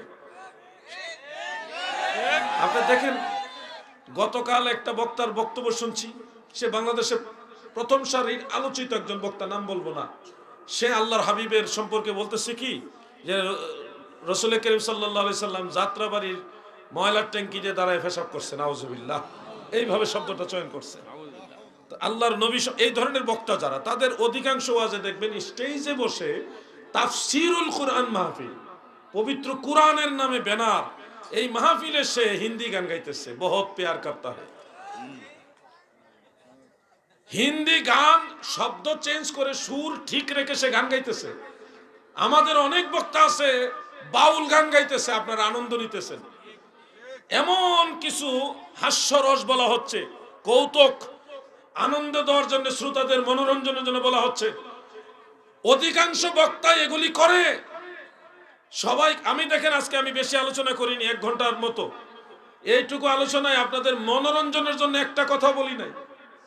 শুরু থেকে শেষ পর্যন্ত কিতাবের নাম, এবারত পড়ছি, আপনাদেরকে 2-1টা মাসআলা, আমল, এগুলি শিখাইবার চেষ্টা করছি।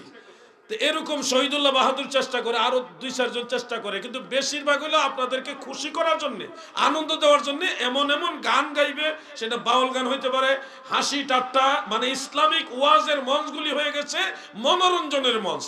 তো সমস্যা তো সব জায়গায় রে ভাই, এগুলি আমি চাইলেও সমাধান করতে পারবো না, এগুলির জন্য আপনারাও দোষী আছেন।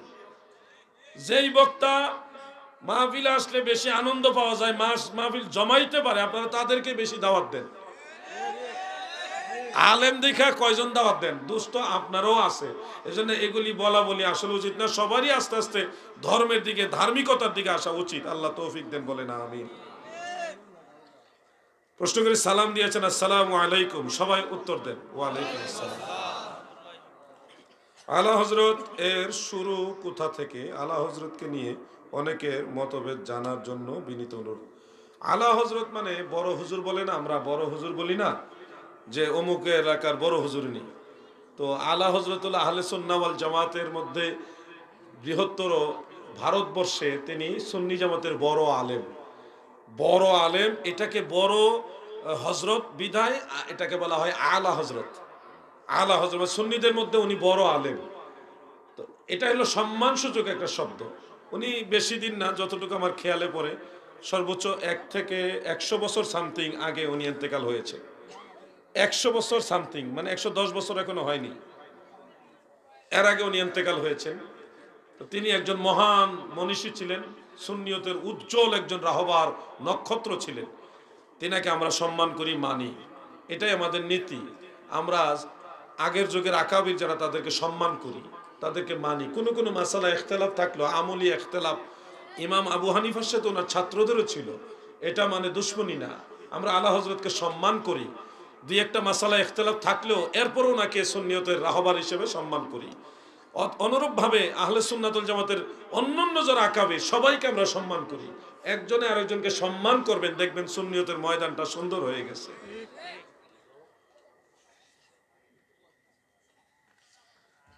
প্রশ্নকারী সালাম দিয়েছেন, আসসালামু আলাইকুম, সবাই উত্তর দেন। একটা প্রশ্ন ছিল আমাদের সবার মাঝে, আল্লাহর জিকিরের সাথে পীর আউলিয়ার নাম ধরে কেন জিকির করা হয়? আসলে জেকের বলতে যেটা বোঝানো হচ্ছে, আপনারা এটা আসলে জেকের ওই অর্থে না। আমরা যে অর্থে জিকির করি আল্লাহর, ওই অর্থে না। ওলি আল্লাহর শান বলা, এটা শরীয়তের দৃষ্টিতে জায়েজ আছে। জিকরুল আম্বিয়াই মিনাল ইবাদাহ ওয়া জিকরুস সালিহিনা কাফারা। নবীদের জিকির করা মানে নবীদের আলোচনা করা, নবীর শানে গজল গাওয়া, এটা ইবাদত। আর ওলি আউলিয়ার শানে মুর্শিদি বলা, সামা কাওয়ালি বা ইসলামী সঙ্গীত, যেটা পীর মুর্শিদের শান, এটা হলো গুনাহ মাফের কাফারা। এটা রাসূল পাকের হাদিস। তো জিকরুল্লাহ মানে কেউ জিকির করতেছে, আল্লাহ আল্লাহ আল্লাহ আল্লাহ, এটা তো জিকির হিসেবে ইবাদত। ওই ইবাদতের পাশাপাশি আরেকজন জিকিরের প্রতি উৎসাহিত করা, বা সবাই যেন একসাথে তাল মিলিয়ে জিকির করতে থাকে, ওইটার দিকে উদ্বুদ্ধ করার জন্য আরেকজন কতক্ষণ আল্লাহ রসুল, আল্লাহর শানে হামদে বাড়ি তালা বলতেছে, কতক্ষণ নবীর শানে নাতে রসুল বলতেছে তালে তালে, আবার কতক্ষণ অলি আল্লাহ শান বলতেছে। এখানে 2টা ইবাদতের সমন্বয় হয়েছে। মূলত এখানে অলি আল্লাহর জিকির করা হচ্ছে, মানে অলি আল্লাহর শান বলা হচ্ছে। আল্লাহর অলিদের জিকির আর আল্লাহর জিকির একসাথে করে দিয়েছে এরকম না, এটাও ইবাদত, ওইটাও ইবাদত। ভাত আপনার জন্য জায়েজ, বিরিয়ানি কি না জায়েজ? কথা বুঝতেছেন না আপনারা? আল্লাহর জিকিরও একটা ইবাদত, রসুল পাকের সামা বা নাতে রসুল এটাও ইবাদত, আবার ওলি আল্লাহর শান এটাও একটা গুনাহ মাফের ওসিলা। এই জন্য প্রত্যেকেই যার যার অবস্থান থেকে একটা সওয়াবের কাজ, এটা ভালো কাজ করার চেষ্টা করছেন। এটা সুন্নতে হাসানার অন্তর্ভুক্ত। অনেকে আছে সামা কাওয়ালি ছাড়া সরাসরি জিকির করতেছে, অনেকে আছে জিকির করে না শুধু সামা গাইতেছে, এরকমও আছে। অনেক পীরের দরবার আমি দেখেছি শুধু গজল গাইতেছে। এগুলি মূলত এমন না যে আল্লাহর সাথে ওটা শরীক করে ফেলছে, এরকম না। ওনারা একভাবে জিকির করতেছে, উনি আরেকভাবে আরেকটা আমল করতেছে। উভয় মিলে চাইতেছে এবাদতের যে একটা গর্জিয়াস ফায়েজ, এই জজবা, এটা যেন বহাল থাকে। আল্লাহ বোঝার তৌফিক দেন, আমিন। জানাজার পরে দোয়া করা বিদাত নাকি সুন্নাহ? জানাজার পরে দোয়া করা সুন্নাহ, বিদাত নয়, সুন্নাত। কারণ আল্লাহ রসুল নিজে জানাজার পরে দোয়া করেছেন। সহিহ মুসলিমের 2276 নম্বর হাদিসের মধ্যে উল্লেখ, হযরত আউফ ইবনে মালিক রাদিয়াল্লাহু আনহু বলেছেন, সাল্লা রাসূলুল্লাহ সাল্লাল্লাহু আলাইহি ওয়াসাল্লাম আলা জানাজাতিন ফাহাফিজতু মিন দুআইহি ওয়া হুয়া ইয়াকুল আল্লাহুম্মা ইগফির লাহু ওয়ারহামহু ইলা আখিরিল হাদিস। নবীজি এক সাহাবীর জানাজার নামাজ পড়ে তার জন্য দোয়া করলেন, সেই দোয়া শুনে ওই সাহাবী মুখস্থ করলেন। ইমাম নববী শরহে মুসলিমের মধ্যে লিখেছেন, এই দোয়াটা ছিল বা'দা সলাত, নামাজের পরে। অতএব জানাজার নামাজের পরে স্বয়ং আল্লাহ রসুল নিজেই মাইয়িতের জন্য দোয়া করলেন। এবার আপনারা বলেন, নবীজি যেহেতু নিজেই জানাজার পরে দোয়া করলেন, সেহেতু দোয়া জায়েজ না না জায়েজ? পাইকারি ফতোয়া দিলে তো হবে না ভাই, দলিল দিয়ে কথা বলতে হবে। আমি আপনাদের রেফারেন্স দিলাম, আপনারা খুঁজে বের করুন। যদি খুঁজে না পান আমাকে বলবেন, আমি সহযোগিতা করবো ইনশাআল্লাহ। এটা সর্বশেষ প্রশ্ন। প্রশ্নকারী সালাম লিখেছেন, আসসালামু আলাইকুম। সবাই উত্তর দেই। মৃত ব্যক্তিকে কবরে রাখার পর কি কবরের পাশে আজান দেওয়া যাবে? কোরআন হাদিসের আলোকে জানালে উপকৃত হব। কবরের পাশে আজান দেওয়া নবীজির আমলে, সাহাবাই কেরামের আমলে, তাবেঈদের আমলে ছিল না। মূলত মুসনাদে আবদ ইবনে হুমাইদ এবং অন্যান্য কিতাবে যেটা আছে, সাহাবাই কেরাম লাশ দাফনের পরে তাকবীর বলতেন, আল্লাহু আকবার, আল্লাহু আকবার, এইভাবে জোরে জোরে তাকবীর দিতেন লাশ দাফনের পরে। আজান দেওয়ার ব্যাপারে কোনো ধরনের রেওয়ায়েত হাদিস উল্লেখ নাই। তবে পরবর্তীতে ফুকাহে কেরামের কেউ কেউ বলছে আজান দেওয়া বিদাত, কবরস্থানে আজান দেওয়া বিদাত। আবার কেউ কেউ বলছে 10 জায়গায় আজান দেওয়া জায়েজ, এর মধ্যে কবরস্থানের কথাও আছে। সেই হিসাবে অনেকে ওই ফতোয়াটা ফলো করে, যেহেতু 10টা জায়গায় আজান, ওই ঝড় তুফান, ঝড় ঘূর্ণিঝড় আসলে আজান দেওয়া জায়েজ আছে। বাচ্চা কাচ্চার জন্ম হইলে আজান দিতে হয়, একামত দিতে হয়, আগুন লাগলে আজান দিতে হয়, এরকম 10টা জায়গায় আজান দেওয়ার বিধান আছে। এর মধ্যে একটা হলো কবরস্থানে আজান দেওয়ার মাসালা আছে ফতোয়া শামিতে। তো ওই মাসালা মোতাবেক অনেকে কবরস্থানে আজান দেয়, আমরা দেই না, আমরা এটার উপর আমল করি না। আমরা ওই তাকবীরের উপর আমল করি সরাসরি, যেটা সরাসরি সুন্নত, ওই সুন্নতের উপর আমল করি। কারণ এটা অনেকে করেন, তাদের করার পিছনে দলিল এটা আমি বলে দিলাম। আবার যারা করে না তারা ওই ইবনু হাজার মক্কি রহমতুল্লাহ আলাইহির ফতোয়াকে প্রায়োরিটি দেন। আর আমরা যেটা করি সরাসরি সাহাবাই কেরাম যেটা করছে আমরা ওইটা করি। অতএব এগুলি নিয়ে আমরা বাড়াবাড়িতে যাইতে রাজি না, আমরা সুন্নতের উপর সরাসরি আমল করি। কেউ জায়েজের উপর আমল করলেও তাদের বিরোধিতা আমরা করি না।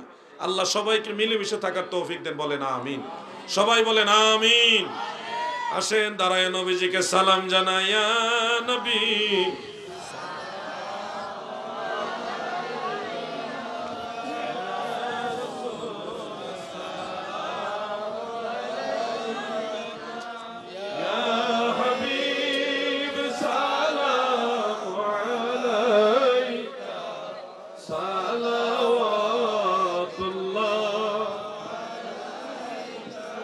কোন দেশে কভু কোন দিন মানব ফেরেশতায় জিন যেতে পারেনি, কভু পারবেও না সেই দেশে আমার রাসূল রওয়ানা। ইয়া নবী সালাম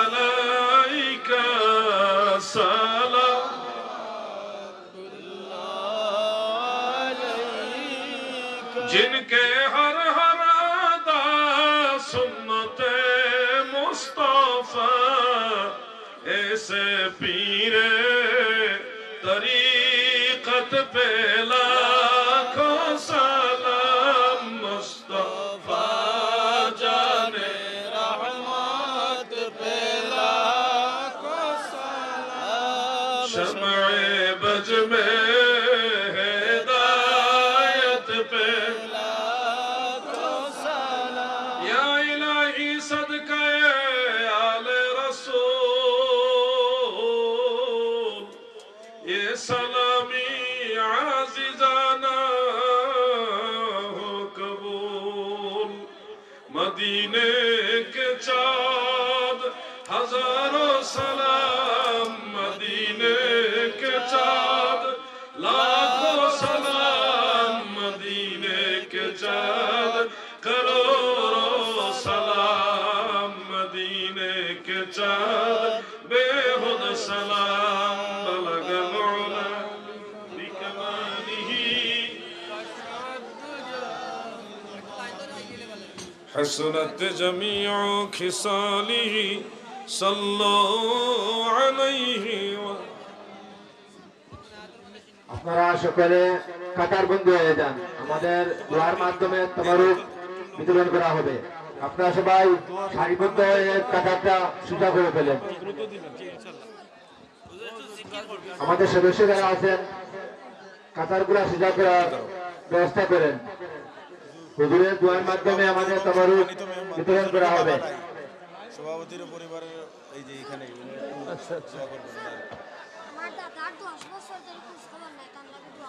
আচ্ছা ঠিক আছে যাও একটা ছেলে তার দাদার জন্য দোয়া চেয়েছে 10 বছর ধরে খোঁজ খবর নাই দেখছেন দাদার জন্য কি মায়া আল্লাহ কবুল করুক তবরক নিয়ে আসছেন সিন্নি নিয়ে আসছে কিনা সদস্য যারা আছেন লাইন সোজা করেন আচ্ছা ঠিক আছে প্রতিটা কাতারে কাতারে সদস্য যারা আছে লাইনগুলো সোজা করে দেন বাইরে যারা আছেন দয়া করে লাইনে বসে পড়েন লাইনের বাইরে কোনো তাবারুক দেওয়া হবে না আমাদের যথেষ্ট পরিমাণ তাবারুকের ব্যবস্থা আছে আপনারা সুন্দরভাবে বসে তাবারুক গ্রহণ করবেন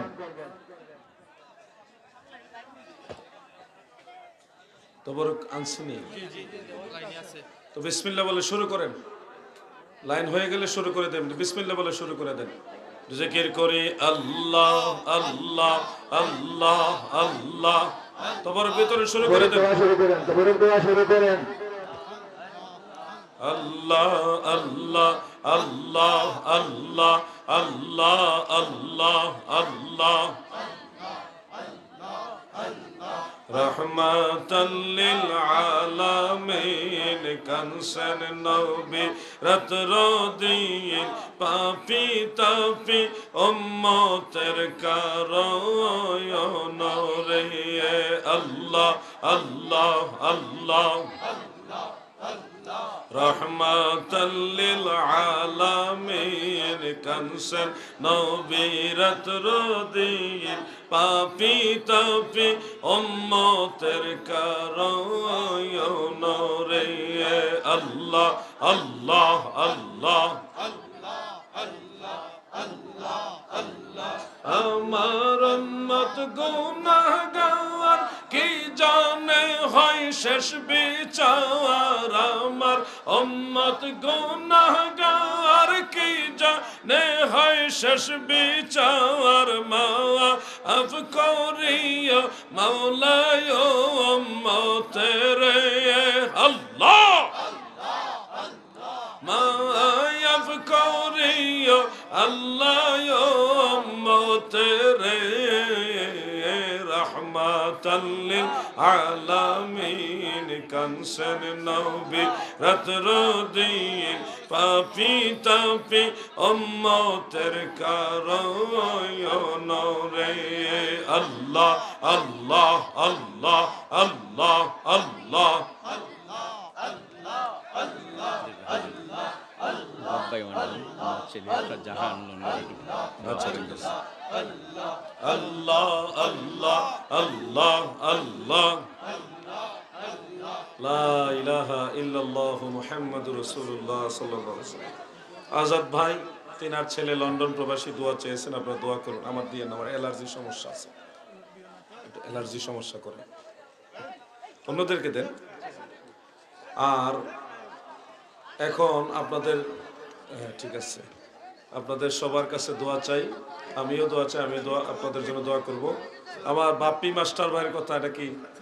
উনি আছে আচ্ছা লন্ডন চলে গেছে। আচ্ছা, উনিও দোয়া চেয়েছেন। বাপ্পি মাস্টার ভাই আমার ভাই লন্ডন চলে গেছে, ভাই থাকলে আজকে অনেক খুশি হইতো।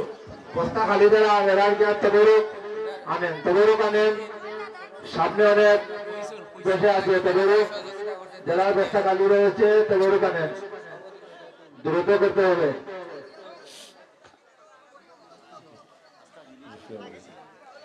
ঠিক আছে, তবরক তো বিতরণ প্রায় শেষ, 2 লাইন মুনাজাতের অর্ধেকের লাগবো না, শেষ হয়ে যাবে। আস্তাগফিরুল্লাহ ইন্নাল্লাহা গফুরুর রহিম। দোয়া করে দিই নাকি? আল্লাহুম্মা আমিন। ربنا ظلمنا أنفسنا وإن لم تغفر لنا وترحمنا لنكونن من الخاسرين ربنا اغفر لنا ولإخواننا الذين سبقونا بالإيمان الله এই শমশাননগরে ভাদার দেওল ইসলামী যুব সংঘের উদ্যোগে আয়োজিত এই সুন্নি মহাসম্মেলনে হাজির হয়ে গভীর রজনীতে আপনার রহমতের দুয়ারে ভিক্ষার হাত উঠাইছি। আল্লাহ আল্লাহ আজকের মাহফিল কবুল করেন, বহু গুণে সওয়াব বাড়ায়া সোনার মদিনায় নূরের নবী জিন্দা নবীজি রওজা মুবারকে হাদিয়া পৌঁছায়া দেন। আল্লাহ तमाम সাহাবাই কারাম, শুহাদাই কারাম, আহলে বাইতের হুজুর, শুহাদাই কারবালা, 4 মাযহাবের ইমামগণ, 4 তরিকার ইমামগণ, সমস্ত আউলিয়া উলিয়া গাউস কুতুব নুজাবান উকাবা খিয়ার আবদাল, হযরত শাহজালাল ইয়ামানি মুজাররদি, সৈয়দ শাহ মুস্তাফা বাগদাদি আল হাসানি ওয়াল হুসাইনি, 360 আউলিয়া, বিশেষ করে শামসুল উলামা আল্লামা সাহেব কেবলা ফুলতলি রহমাতুল্লাহ আলাইহি সহ সমস্ত আউলিয়ায়ে কেরামের আরওয়াহ পাকে হাদিয়া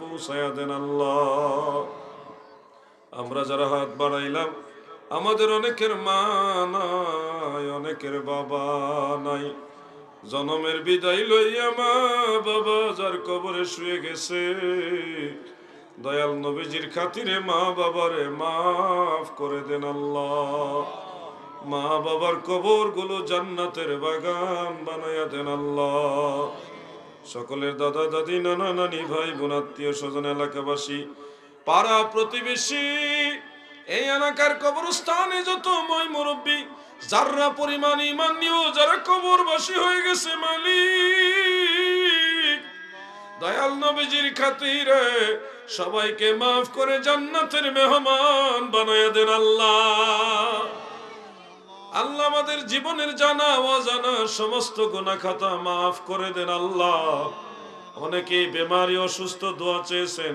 মেহেরবানি করে সবাইকে শেফায়ে আজলা কামেলা নসিব করেন। আল্লাহ আল্লাহ খাস করে মাহফিলে সম্মানিত সভাপতি হাজী মঈনুদ্দিন আহমদ, দরাসত প্রবাস লন্ডন প্রবাসী, এবং হাজী শামসুল হক সাহেব লন্ডন প্রবাসী, তিনারা দোয়া চেয়েছেন। আমার আজাদ ভাই বা আমি আরেকজন ভাই, তিনারাও দোয়া চেয়েছেন।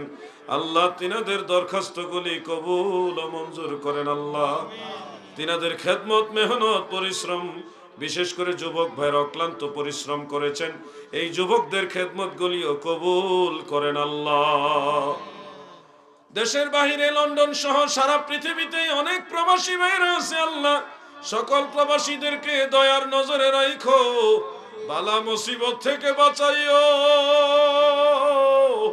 কামাই রোজগারে বরকত দিও, প্রবাসীদেরকে মায়ের কোলে মায়ের মানিক ফিরায়া দিও। আল্লাহ পর্দার আড়ালে মা বোনেরা যারা দোয়ায় শরীক হয়েছেন, সকল মা বোনের দিলের নেক বাসনাগুলি পূর্ণ করে দেন। আল্লাহ ছোট ছোট বাচ্চারা সহ কিশোর যুবক তরুণ যারা এখানে দোয়ায় শরীক হয়েছেন প্রত্যেকের দিলের নেক আশাগুলি পূর্ণ করে দেন আল্লাহ।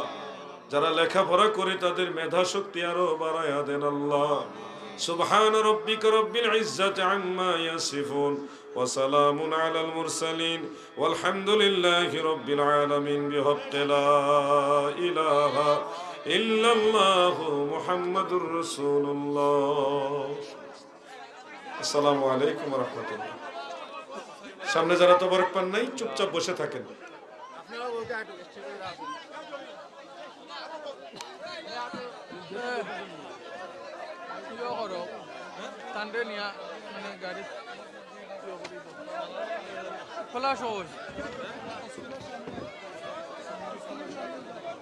স্কুলের সামনে সাইকেল অনু ভাইও না পানি খারাই নিবা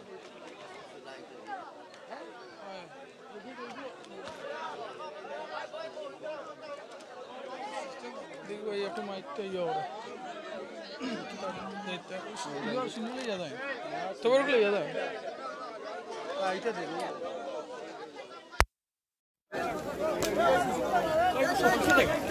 জানি না এগুলো দেখতাম হইব